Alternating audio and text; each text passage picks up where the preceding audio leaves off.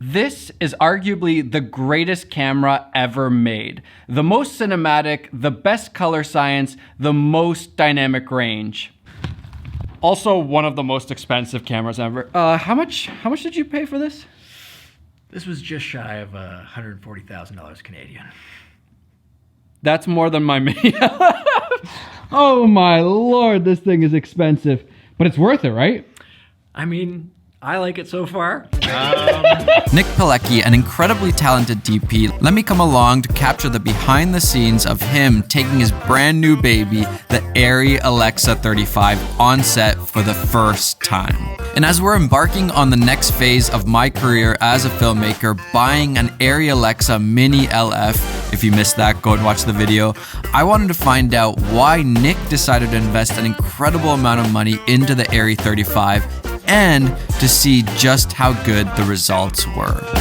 So I just bought the Arri Mini LF, and this is the Arri Alexa 35. This is the latest and greatest. I have my reasons why I bought mine. Why did you buy this monstrosity in the best way possible? I've always been a big fan of what Arri does, so when they announced this camera, I was like, all right, I will take a mortgage out against my house and make it happen and get put on a year-long waiting list. But great, just build quality, industry recognition. I'm gonna be honest, like a lot of people were saying like, oh, your images are gonna be next level now. It still is just a tool, as great as it is, but it's an exciting tool, and I want to put it to its test. So this is your first day actually using it? Other than shooting my kids out in my driveway, yes, this is the first proper production that the 35's been on. Okay, give me a little bit of, why does this thing cost $140,000? Like my camera right now, it looks pretty good. It looks not bad. Yeah, I can't. But it costs like what, $3,000-$4,000, and this is $140,000. So what? Some of it is going to be things that you're not going to notice like in the final image. It's just like workflow, industry standard things. So like some of the boring stuff is like double SDI out, time code, easeability to put your wireless transmitter, your follow like a lot of these things are more like they slate into a production workflow easily, so you can take it on $100,000, $200,000 sets, pass it off to your sound guy, your grips, and they're going to know exactly what to do with it. Whereas like I still shoot on Blackmagic stuff, and when you hand them a Pocket 6K, they look at you like, what is this? How do I rig it up? Like, so a lot of it is just to shave minutes off your day on set, but minutes can be worth tens of thousands of dollars when you're shooting for a big brand. So let's just preface this with, Nick shoots completely different things than I shoot. For me, I don't have to worry about those things. I'm filming silly YouTube videos. For him, he's got a crew, he's got talent, everybody's getting paid. Every minute that they gotta, deal with the camera that's wasting time, or like there's some sort of hiccup or it's just not working, that's pressure on you, right? Yeah, so like on a larger set, if you go into overtime, that can be thousands and thousands of dollars as the first AD. If you ever hear the words, we're in OT, the DP immediately is just looking in their eyepiece like, oh, I'm getting yelled at for sure for this. Little incremental things that can help save you time. It's industry standard, but like if someone said, does this camera look $100,000 better than a Sony, a Blackmagic, I would be like, no, it's not like a dollar per dollar. It's very incremental after you get to a certain dollar point. I feel like you're underselling it a little bit though. I know, because it does look insane. It does still look, and it's mainly way better. If this Parkinson's spot doesn't turn out, then at least I can be like, oh, okay, the camera isn't that great and it's not on Nick. It's on. This thing look like Arri is just their color science. To say the dynamic range is probably the biggest thing. So the new dynamic range is 17 stops of dynamic range, and I have tried for the life of me to clip a highlight, so you know the high end of your waveform where it'll level out and all your like highest white marks are gone. I can take all the ND out, point it at a daytime exterior, and not clip a highlight. And I think this camera with the 17.5 stops of dynamic range, conservative 17.5, that's the thing too, is probably the first time we've had something digital that resembles very much film in terms of this latitude. actually exceeds film. Yeah, that's insane. So this actually gets closer to the human eye in terms of what we see. That's insane. And that is why you're paying $140,000 for a camera, I guess. I mean, I hope so. We were at the bank transferring the money to Ari, and I had sold my wife that was like 120, but then batteries, cards, there's all these little accessories. Extras. And they're like, so would you like to transfer $138,000 over? I'm like, mm-hmm. And my wife just turns to me, she goes, oh, you said it was 120. I'm like, what's 18K at this point? Same. Talk quickly about the no native ISO, which is different from any other camera I feel like that's come out. Normally a camera has a native ISO, which means its dynamic range will be basically split to where it's having as much detail in the shadows as it does the highlights. And for some cameras like the old Arris, they'd sit at 800. For this one, there's technically no native ISO. So as you go up the exposure index, you're still retaining that full dynamic range. You might be remapping it for more details versus highlights or shadows, but you're still retaining that 17 stops of dynamic range, which is wild, because every other camera I've shot on, if you go up past 3200, color shifts are going to start happening. Like, you're going to see artifacting in a bad way, and this one's like, I don't know, I've been trying to break it for a week, and I, like, even an image that like is not the best, I'm like, this is still very passable in the color grade. Like, it's just, it makes me feel like I'm going to lose my job. AI is taking over. DP had to go. Nick is incredibly talented. You guys should definitely check him out. Way better than I am. I'll take it from here.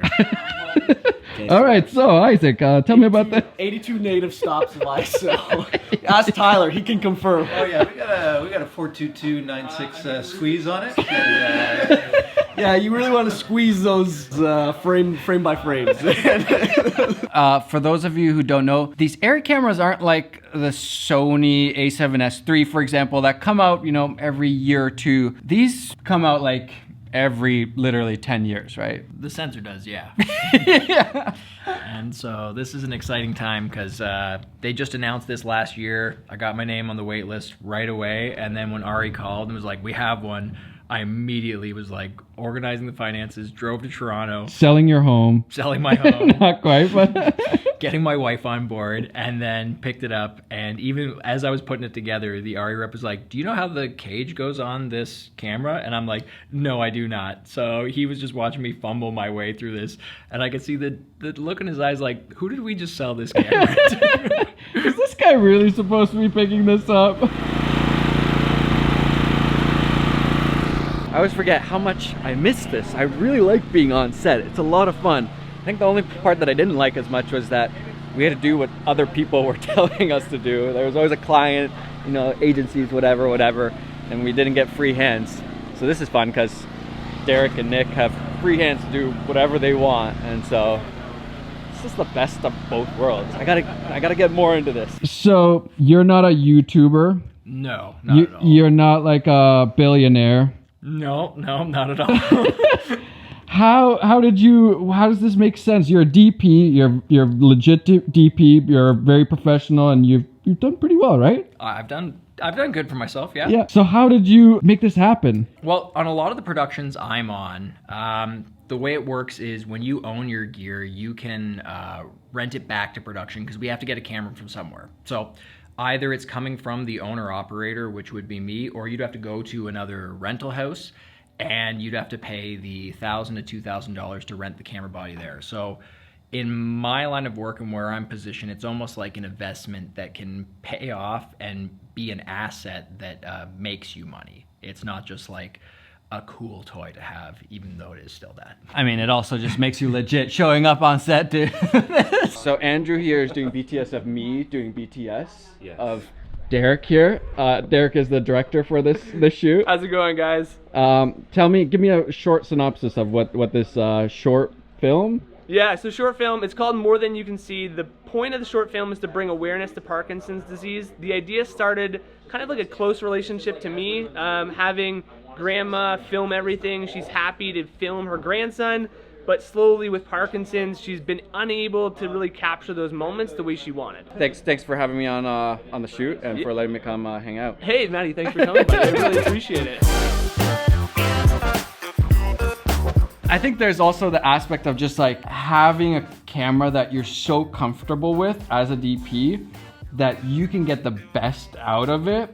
When you don't own it, you're just using somebody else's and you don't have necessarily that same connection to the camera? Yeah, I would say I'm a big advocate for owning gear because I like to learn my stuff inside and out, so I feel comfortable to throw away the tech on set and be like, no, this thing shoots at 3200 ISO, so let's go out and just film with a street lamp because we need to get this moment for short film, music video, commercial, whatever it may be. And every time I get handed a camera that I'm unfamiliar with, I have to rely on my ACs to be like, does this exposure look good? Does this camera hold well under like mixed lighting scenarios? So like, I don't care what your camera is, being familiar with your gear is worth its weight. Can we try like my typical shot of the office, but with $140,000 setup, and let's see what it looks like. I mean, this is an anamorphic setup, so that's gonna be very different. All right, no, not yet, not. We're gonna set it up the other way, the way that I would, and let's see what it looks like. All right, how do I look in $85,000 US? Also, the difference right now is this is an anamorphic lens that we have on here. Right now, we have a spherical lens on this. That's for our different video, but just know that it's very different. Should we take it handheld outside for a little bit? Get just a couple little shots. Let's do it. Pretty sure this is the first time the Arri 35 has been on these streets, unless Handmaid's Tale had one. This is how we always do our YouTube B-roll. We have a $140,000 camera set up, and then we just run around with it like idiots. I gotta say, I love seeing these streets on a normal day on an Arri 35 because for me, I know how this looks on different cameras. All of the footage is straight out of camera with just the Arri log conversion LUT. And to see how well the Arri 35 renders colors, I've never seen a camera handle skin tone so well. And the shadows be such a nice true black, and how good the dynamic range and the rich detail. I've never seen footage look so cinematic straight out of camera. Okay, the anamorphic lenses help too. But I have bad news to bring you. This camera will not make you a good filmmaker. And if you don't know what you're doing, this camera will basically look the same as any other camera, like an FX3 for example. Except you'll get a lot less done because it's way harder to handle. But if you're a seasoned professional DP, or you've been a filmmaker for years and years, this camera can be a tool that will take you and your career and your films to the next level. That's why people are confused. They say gear doesn't matter, and yet they're constantly talking about gear. And that's because it depends where you're at. If you're just starting out filmmaking, gear doesn't matter as much. But when you're filming a $20 million movie with a massive crew, you better be sure they're obsessing over every piece of gear they're using because gear matters. Not only to save time and money, but to have the best tool to tell that story.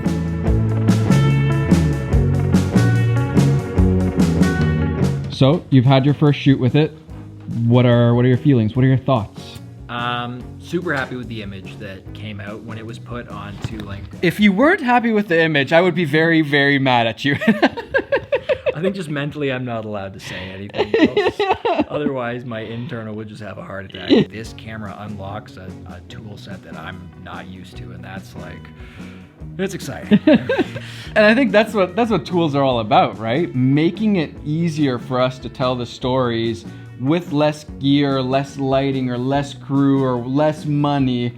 You know, this is very expensive. But in the grand scheme of what a cheap indie movie will be, $1 million. So like in the grand scheme of things, like production would not blink at $100,000. And if this halves your crew, you get more done in a day. Like, it can be a valuable tool. It's not just something that's like a pure sexy toy.